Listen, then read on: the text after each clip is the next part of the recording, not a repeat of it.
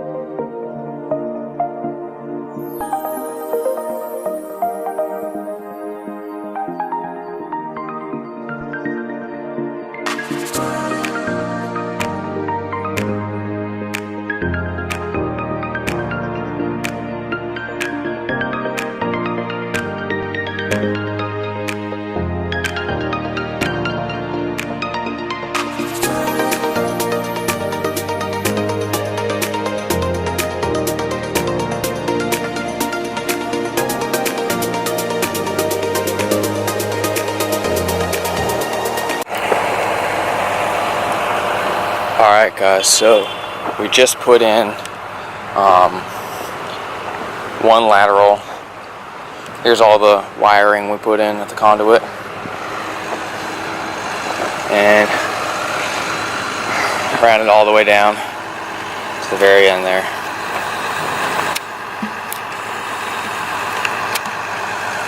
Just filled it back in with the ditch witch. Now they're surveying at the other end.